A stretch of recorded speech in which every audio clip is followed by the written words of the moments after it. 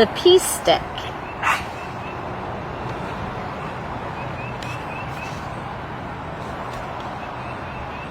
It was a glorious day. Maska and Taima were going on a special trip with their father to find sticks to make their bows and arrows.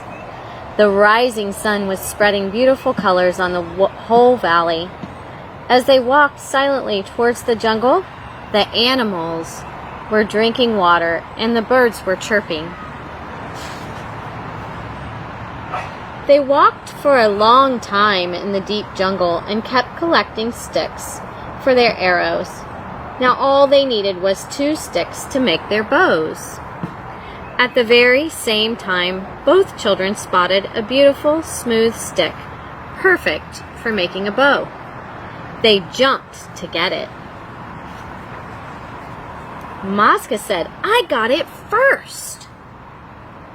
Tiama said, "I did." They continued pulling and shouting loudly. When their father tried to find out what had happened, he could not understand anything because they were both talking at the same time, and neither were listening to each other. They were surprised when their father calmly took the stick from them and told them to sit down quietly. He looked at them and said, "It's time to tell you a story." Both sat down quietly. Long, long ago, when my great-grandfather was chief, their father began slowly. Our people lived peacefully in this valley. They hunted for food, caught fish from the lake, collected berries and firewood from the jungle, and told stories every night as they sat around the fire. Everyone was happy and healthy. There was only one problem.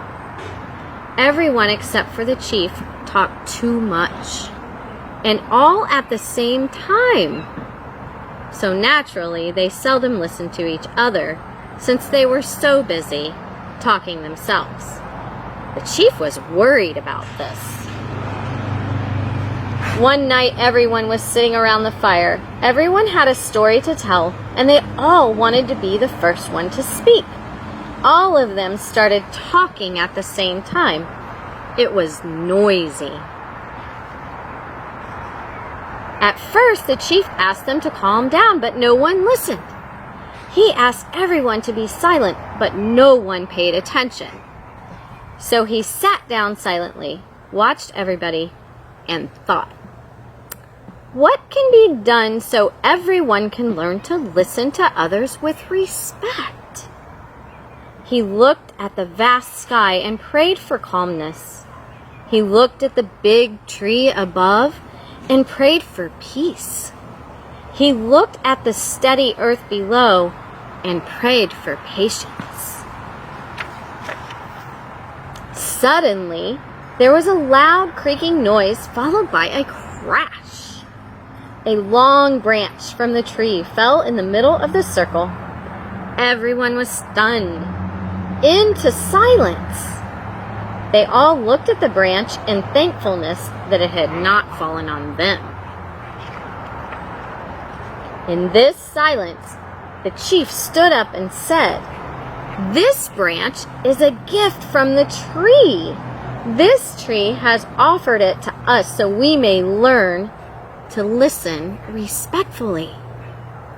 Today, we will make a talking stick from it and use it to talk and listen respectfully."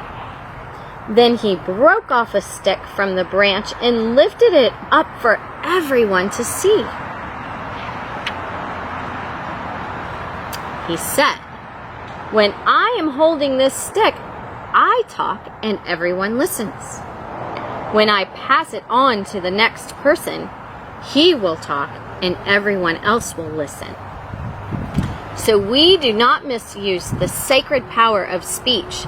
We will not repeat what has been said. So we need to listen with attention.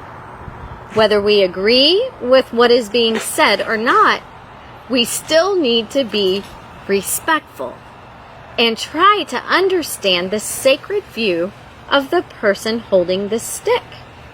When you are holding the stick, you have the right to speak. You can speak your view calmly, and all of us will listen respectfully.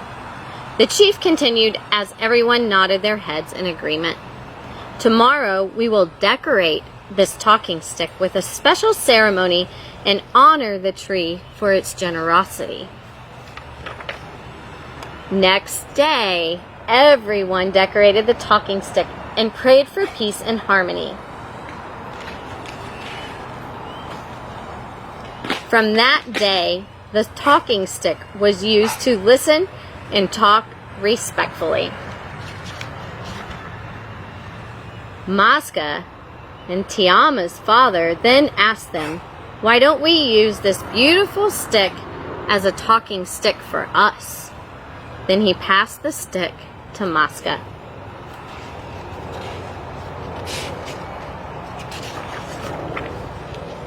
Maska looked into the eyes of Tiama and said, "Tiama, please forgive me for shouting and not listening to you.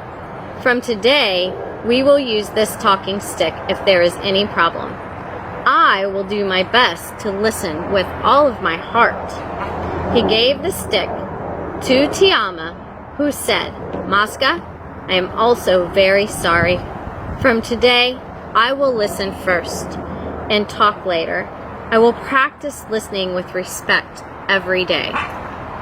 "Shall we decorate this stick?" asked Maska, when Tiama handed him the stick. "Yes, let's do that," said Tiama, holding the stick in his hand when Maska handed it to him. Their father smiled at them fondly, took the stick in his hands, and said, "Let us take our peace stick home and decorate it. Tomorrow we will come again to find sticks to make bows." That night, Maska and Tiama slept with the beautifully decorated peace stick near them.